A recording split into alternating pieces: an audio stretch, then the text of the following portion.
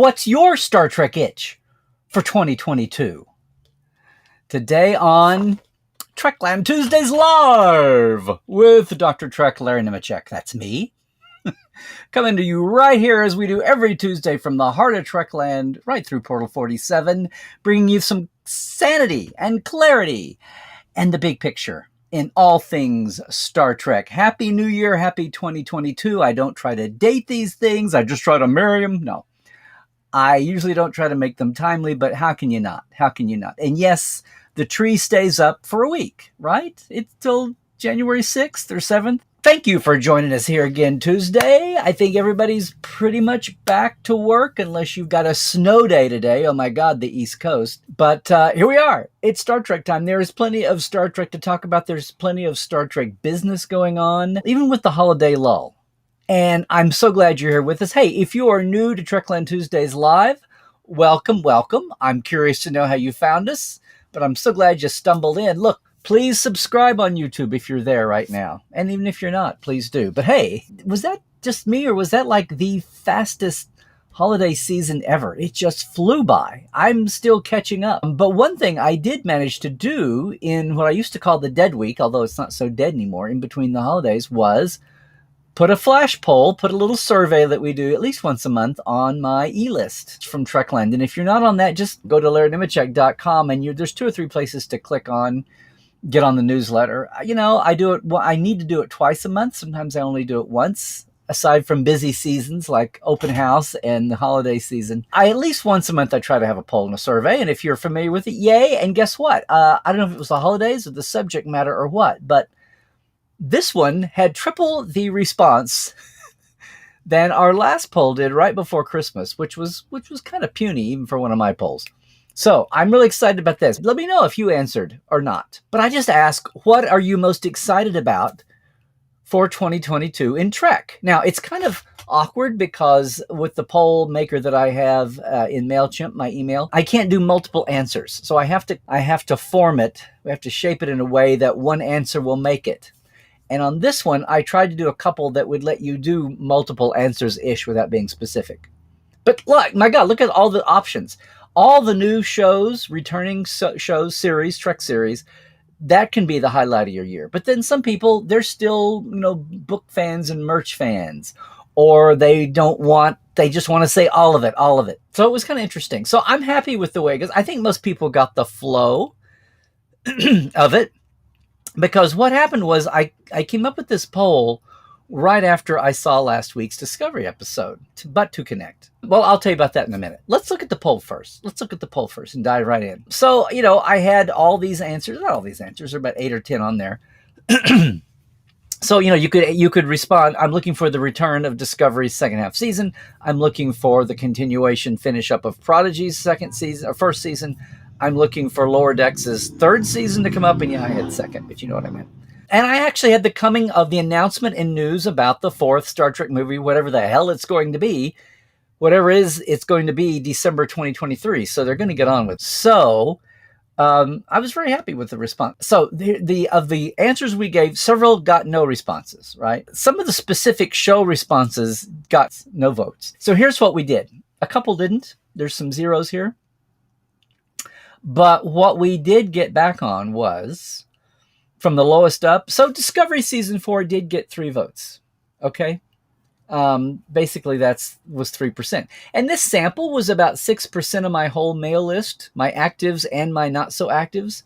So it's close to getting what an actual, this is not scientific, by the way, not scientific. It's whoever sent back a reply on my mail list, right? Which is kind of specific anyway. It's people that enjoy what I do. I think they enjoy deep diving behind the scenes, and they enjoy canon, and maybe they even appreciate a discussion about the business side of Trek that affects what we see on screen and who's making it. Having said all that, 3.3% actually said the conclusion of Discovery Season 4, and I get it.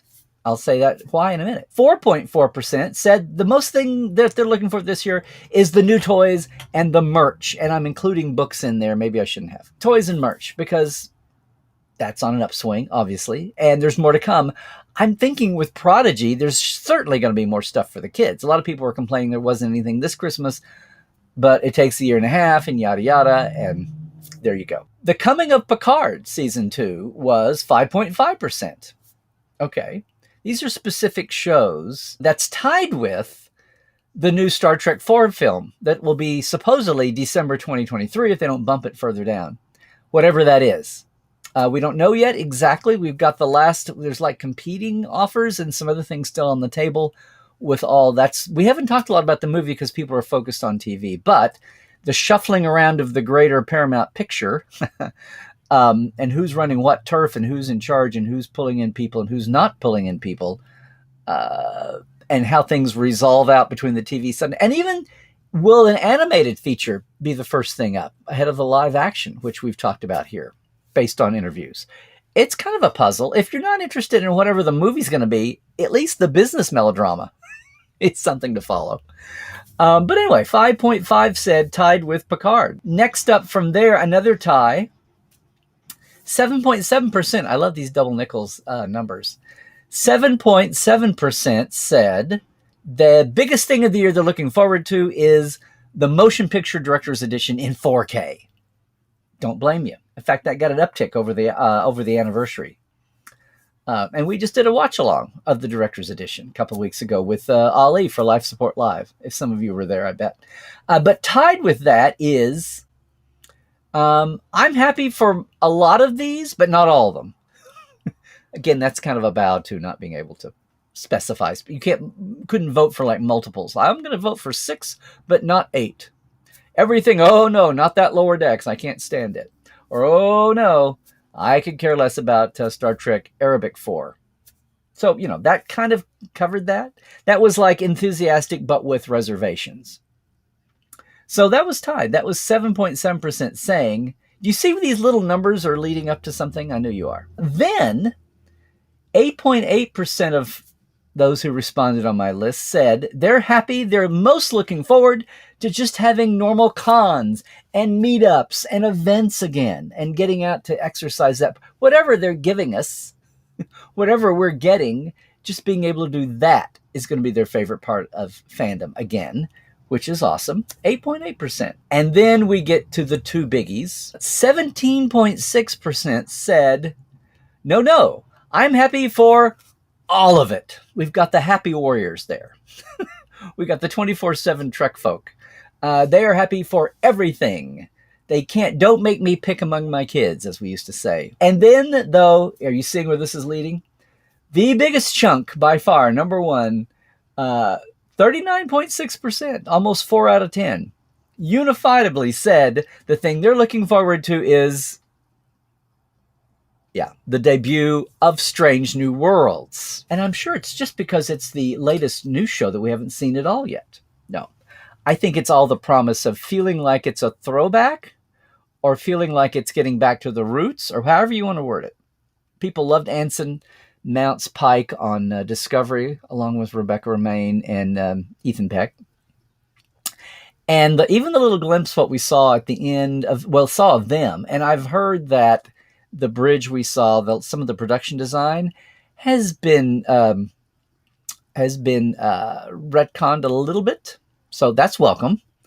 So we'll see. We've already seen the uniforms popping up have been retconned. So redesigned with a more 60s flair, a roots flair. So there you go. Again, thanks for everybody who jumped in. If you missed out on it, I tried to run some reminders, but even out on socials.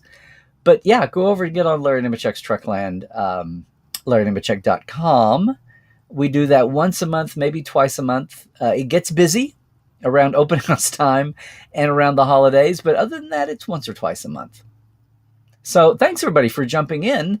Sound off about what you were looking forward to for 2022. And then I can say, that's great. Now, why aren't you on my list and why didn't you vote? So you could be official. Listen, I got into this mood about looking forward because I was looking forward to after the break in Discovery. And hey, Prodigy is coming back this week. They've run through half a season. First half of a season. They've done a quarter season. They've done their first 5. They're going to do the next 5 at least, we're thinking. And then will it be Picard as we've been thinking? Because now with Discovery bopping back 6 weeks, 7 weeks, That puts the next show to follow after that second part of the first 10, the second 5 of Prodigy. We were all thinking it was going to be Picard, but will it be? Are we going to wait until summer to see Strange New Worlds, which I was realizing last night has been shot and done? Pandemic even. They're filming season 2 right now. So they're all done. They're done. Discovery's had a little issue getting its post finished, but they're going to get there.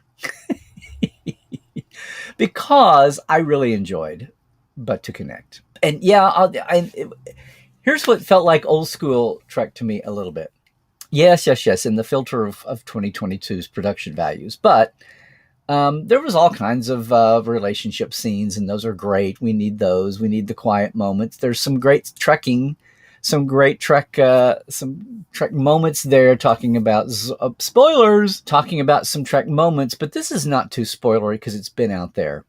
I'll leave some of the character stuff alone. No, what got my old 16-year-old Trekkie's heart going was, I said this on Twitter, the old Journey to Babel fan in me was just dying to see so many, and not Journey to Babel fan, not the motion picture fan in this regard. I am a Journey to Babel fan. I feel like I am a motion picture tease survivor from the old days, because all those aliens, all those costumes, and then they deemed them not camera worthy, stuck them back. Thank God for Lower Decks. Okay, and Discovery, bringing back the Beetlejuiceans. And some of the other motion picture aliens that got a one-off, got a whole paragraph or two description of backstory and background, and then never used again. Linus is a Saurian. I'm saying that because of the assembly of planets. And hey, all 4 quadrants, because if you've got programmable matter and detachable nacelles, why can't you hip-hop back and forth till the delta and the gamma? Which brings up a lot of questions that we're so busy wondering what's happened in Vulcan and Kronos and Trill and Teller Prime that we haven't even stopped to consider what's going on with the Herosian or the Borg or you name it. The Kazon. Although we saw Kazon in Prodigy, don't forget. A Kazon. But not 900 years in the future. What's going on in the 32nd century? And the voting system, the voting process, just the random, oh, look who's here at the assembly. Now, if you're literal, you look at the voting totals, there was no number given, but the voting totals, the screen of graphics you saw was definitely a 30. It was like 6x5, or the ayes. And the nays had a limit, had 20 with blank space. So you're pretty sure that that's 20. Was there really only 30 voting A and the whole group there was 50 people? Or was that just one screen and it dropped off screen and there were other screenfuls that we didn't see? The other thing was, there's more than one there from Navarre. Now, if Rillick didn't vote and left it to Burnham to cast the Federation's vote, here's the thing, there were more than one, sometimes there were more than one person from different planets and planetary government. And then which is a little confusing. So this was not by delegation, it was individual vote. And does that mean that if you had 3 or 4 people from your planet or your government, they were representing different interests? Or were you just more powerful? Or you just were the cool kids that got more invites? What did that mean? Because I don't know for sure, but when you look at the logos, it looks like there's more than one. In fact, there's 3 from Navarre. So who are voting. So yeah. It looks like there's more than one. I love the logos. I wanted to see the Trill. You could make out the modified Navarre that looks like it's a warbird with the 2, it's a modified old school Romulan logo. We'll see what they look like in detail. But then there are some. The Schlurm had a logo. I mean, you could look. We'll be seeing those in detail coming up soon. Some of them got cut off. I wonder if there was an editorial decision later on. But for the most part, there was a lot of look-like backgrounding going on. And if I know my backgrounders and writers these days, there was some consultation going on there. I haven't yet asked if Mr. Dayton had a hand in helping keep that calm, or if they even needed it. But there's obviously multiple Navarre logos in that voting box. So Part of this is going to be who got what, which is another fascinating subtext to retcon or gap fill of what that vote was about. Oh, who cares about the story and the personal relationships? We've got to figure out what's up with politics in 3190. Is that where we are? But it was awesome to see all that, and of course the costumes, the makeup, and to be head counting and looking to see what is that, a modified Herosian, or is that a, what the hell is that? Is that a new one? Are those all new? What was meant to be a throwback? What was meant to be not a throwback? A 900 years post-evolution look at what we've got going on here, or not? And yes, some of the newer aliens that we've just encountered. But basically, the mood I had coming away from that, after I found myself stopping and pausing and going back and making frame grabs and trying to grab logos, it was like, okay, well, I didn't do that with Journey to Babel. We didn't have graphics. I did that with Next Gen. It suddenly felt like, 1990 again. And you're on your VCR trying to stop on your forehead VCR and pause and do sketches. So yeah, I had a good feel. And then all that other story and shippy stuff was fine too. I've seen a lot of critical praise for this. I've seen a lot of unease because, not too spoilery, but you get into AI issues again there. But it was a very novel, breaking the Trek bank approach to an AI issue. It was a fresh take, and one that totally fits in with Discovery's time in the future and our time right now. But at the same time, we talked before, I was on with Matt Miller on his Trek Zone show and talked about how deceptive Prodigy has been and how it fooled a lot of people thinking it was just for the kids, and how juvenile can you have it be and have it still be canon. And people have figured out we've got millions of questions still to answer.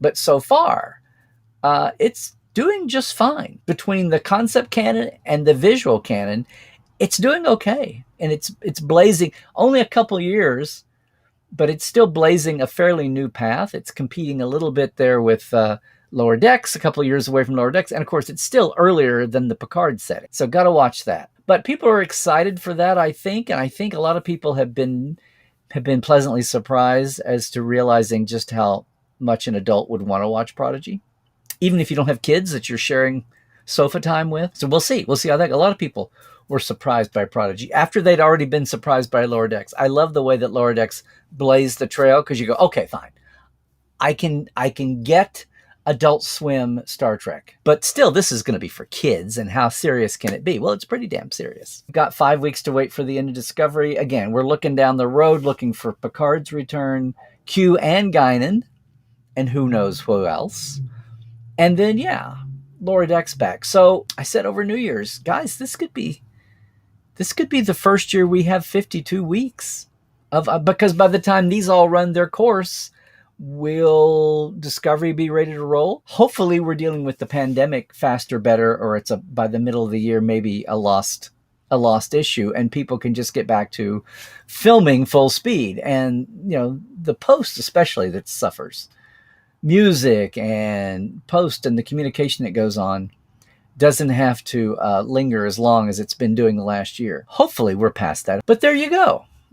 I am looking forward to everything. I have to maybe say that I'm looking the most forward to Strange New Worlds, just because it's the new kid on the block we haven't seen any trace of yet. But I'm excited overall for this year and what we can do about retconning and gap filling when we do, and what it brings up, and the connections back to Legacy Trek that are making everything alive. Again, I so appreciated what both Mike McMahon in our open house and what Dave Blass on that First Contact anniversary panel, surprisingly out of the blue, was not all about looking backwards, as much fun as that is with First Contact, but looking to what the lesson of First Contact was to him as a kid who's now in charge of the art department as production designer on season 2 Picard, is that you don't try to put your stamp on it. You try to honor the stamp that those before you did in the way that fits your time. That's what the story writers, that's what the concept folks are doing, and that's what the visuals are doing. It's not about a race to see who can show off. It's about a race to see who can show off